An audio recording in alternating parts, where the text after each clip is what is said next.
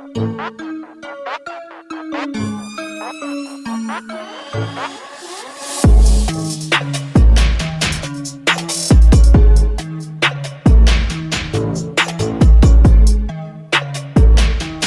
do YouTube? It's your boy Alvin MB10, aka AMR10, and what I got for you today is some more NBA 2K23 Next Gen. Now, more specifically, what I have for you today happens to be how to make the best Allen Iverson build in NBA 2K23 Next Gen, aka how to make Allen Iverson in this game, because low-key, when you see the shades of, you will really deep, this is an AI build, and it is AI.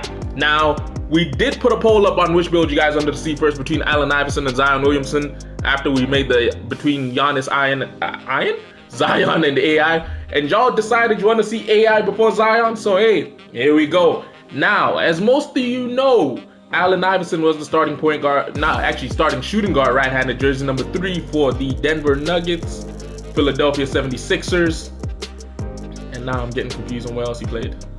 Damn, you can tell I'm slacking right now, but yeah, we are currently making AI from the Nuggets/Sixers because yeah, that man was mean. Now, height-wise, he did come in at 6 feet tall, which is, it's hella impressive for his size because he did a lot while he was in the league and had a weight of 165 pounds, which makes sense with some of the guards you see nowadays like Trae Young. And then wingspan-wise, we decided to leave it at 6'5", even though I think it was somewhere around 6'4", 6'3", but we decided to leave it around 6'5" because we are trying to get at least pro contact dunks and small contact dunks on this build, because even though AI was real small, when he got up, he got up. Now, body shape wise, we did decide to go defined because we always, we're gonna go with compact because he wasn't the most juiced up person, but he wasn't exactly uber skinny. Now, before we get into the skill breakdown for this build, I do gotta say a big old shout out to all of you, because for those of you who don't know, in the month of September with the release of 2K23, we managed to gain 300 subs, so clap up to yourself. We managed to do incredible numbers. It was our first month monetized, so we were able to make a little bit of change that we were using to, pay for some of the builds that you see me. I say pay for some of the builds. Pay to upgrade the Paul George build, as well as a point guard build, which I should most likely drop to tell you guys the guard build I am currently running. So thank you to all of you, because it wouldn't be possible without all of you. So yeah, thank you. We are now currently on the road trying to get to 1,500 subs by the second week of October, and hopefully 2,000 subscribers by the end of the year. So I do gotta say, if you like today's video and you want to see more NBA 2K23 Next Gen content like this, do me a favor, go ahead and drop a like on the video. Comment telling me what you think about the build, whether you like it or hate it. Don't forget to share the video because that helps a lot with YouTube getting these videos out. And also, if you're new to the channel and you haven't done so yet, don't forget to hit that subscribe button, as well as turning post notifications on. Also, we recently put up a poll about what type of upload schedule you guys want to see. Most commonly voted for one was upload when you want, because yeah, someone made a great comment of, then if I stick to an upload schedule, it's like a job. But the best way I can put it is this: if it's a build video, it'll most likely come out on a Tuesday, Thursday, or over the weekend. Otherwise, I'll just be posting randomly, i.e. things like the Paul George gameplay will most likely come out randomly just because they take a lot more time to edit and really get done. But yeah, getting straight into the build because that's what you guys came for. Speed-wise, we did decide to go with a 90 speed on this build, as well as giving it an 88 excel. My key thinking behind this was I want it to be fast as hell, because with everything else, like AI and those short guards, they're not the best to use, but they're the easiest to make in this game, because usually you don't put that much defense on them, which means physicals wise you can go kind of crazy, and AI was kind of fast. Vertical, as you can guess, we went with an 85 because we are trying to get small contact dunks. And then when it came to the stamina, decided to go with an 88, as well as giving him a little bit of strength at a 35 because he wasn't the most strongest person on the floor, and that's the best way I can put it. Driving dunk, we maxed this out at an 86. Driving lift, we put this up to an 84 to get that Hall of Fame, Giant Slayer, as well as Gold Acrobat. Then when it came to the close shot, put this up to a 75 because I was trying to get fast twitch at a decent level. As you need a 75 in order to be able to get silver fast twitch.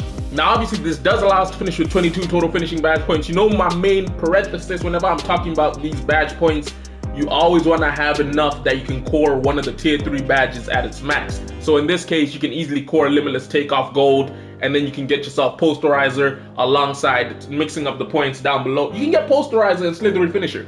With 22 finishing badge points, you can spread 10 between the first few, easily go in Giant Slayer, Aerial Wizard, and then a little bit of Acrobat, and then the rest of it you can really use it to get Posterizer, Slithery, and Limitless Takeoff. Now, that's the finishing rounded up.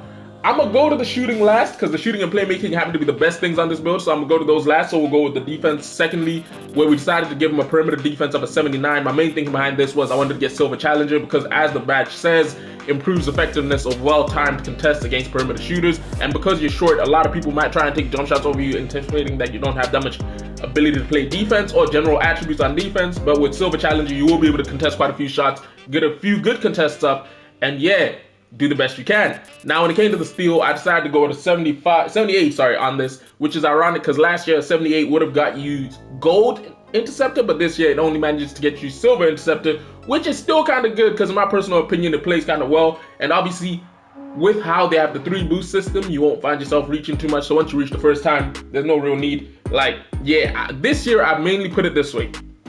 I keep my hands up. I rarely jump. I only jump if I see you leave the floor first. And when it comes to steals, I usually don't try and like jump as much as I can, because once you burn through those 3 boosts, the drop in your ability is heavily noticeable.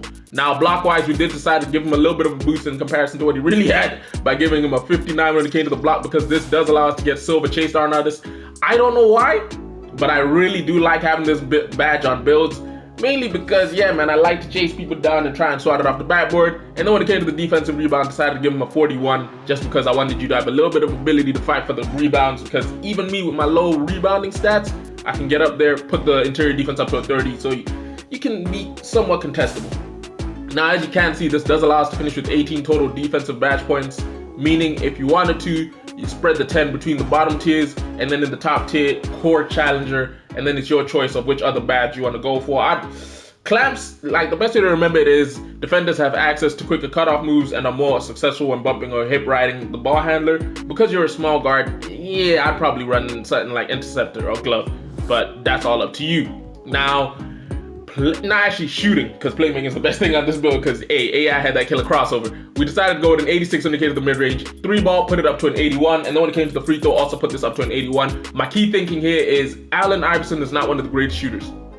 Anybody who tells you he is, yeah, he's a scorer, but he's not one of the greatest shooters. However, he is a really good shooter to the point. I say really good. He is a good shooter to the point where by his mid-range jump shot, I always had respect for it, so I'd give him a really high rating on there. And 86 is perfect because it does allow us the capabilities of getting Hall of Fame guard up, middy magician, comeback kid, volume shooter, space creator, as well as amped and clutch shooter. And then the 81 on the 3-ball was mainly because I wanted to have the ability of getting gold claymore, gold corner specialist, catch and shoot, and blinders. Actually, I think the middy is what gave me gold blinders. Yeah, it's the middy that gave me gold blinders. But the key thing with this build is you will be looking to take people off the dribble, so a lot of your jump shots might come from mid-range. If you're shooting fading threes, this build might not be for you. But it does allow us to finish with 23 total shooting badge points. Key thing here, core blinders, spread the badges however you want down here. Then obviously, if you really want, you can get Agent 3, Deadeye, or Limitless Range as well. Now, playmaking-wise, we did manage to put this build in somewhat of a nice little predicament with an 80 pass accuracy, which allows you to get gold, break, starter, post, playmaker, diamond, floor general, as well as silver, needle thread, and bailout. When it came to the ball handle, I decided to give this thing as high as I could at an 89. My thinking here was I wanted to get Hall of Fame quick first step alongside with Hall of Fame ankle breaker, as well as gold clamp breaker, killer combos, hyperdrive. Yeah, I was really trying to beat up on people. And then lastly, with the speed of the ball, I decided to put this up to an 84 because, again, it's good to be fast in this game, but majority of people ain't really that fast, so you don't need to worry about your speed too tough. If there was anything I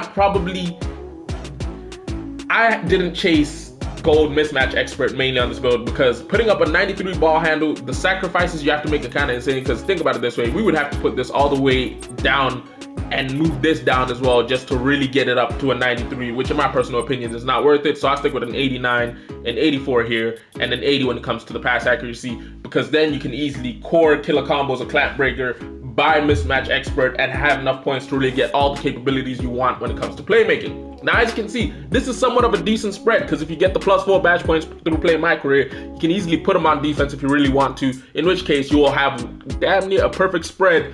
But currently the way it's set out, you do have 22, 45, 78, 68, 76, 86 total badge points on this build. With the +4, you do get up to 90 badge points on this build. And yeah, that's quite mean, especially at the short point guard position. I say short point guard, short shooting guard position. Now, first things first takeover you gotta go with is ankle breaking shots, because as I said, AI was, everybody remembers Allen Iverson for the killer crossover. So if there's anything you're really gonna personally slap on, it has to be ankle breaking shots, because this boy used to break people down. I wish I could throw in the clip of Ty Lue getting crossed up right now, but yeah, copyright's a real thing. And then the next thing I'd go with finishing moves. The reason I say finishing moves is because for a 6-foot guard, this man used to really finish through contact, so you do gotta respect it. Now, let's see what it says we got in the shades of. I obviously know what it says. First one being Allen Iverson, Tyrese Maxey, Terry Rozier, and it says the play style we've made is a 3-level shot creator, which makes a whole lot of sense for all the attributes we did put on it. All 3 of these players are 3-level shot creators in their own rights, Allen Iverson being the best. I'd probably say Terry Rozier is second best, and then Tyrese Maxey, depending on what we see from him, he might pass Terry. But hopefully you guys enjoyed today's build, which if I said, if you did, do me a favor, go ahead and hit that like button. If you're new to the channel and you ain't done so yet, don't forget that subscribe button, as well as turning post notifications on, because we are on the road to 1,500. That's kind of mad for me to say, because at one point we were stuck at like 68 subs and I almost considered quitting because I did not know what to do. But yeah, it's been your boy Alvin MB10, aka AMR10. Don't forget to hit me up in the comments, tell me what you think about the builds. Don't forget to check out the community tab, because we do put up a lot of polls, as well as say a lot of random crap, or just generally discuss when we're streaming. And yeah, follow the socials. Follow the Twitter, because low-key I want to have some discussions with y'all that I can't put on YouTube, because yeah, you know what I'm saying, YouTube will ban me for that. But yeah, it's been your boy Alvin MB10, aka AMR10. I'll catch you in a bit. Deuces.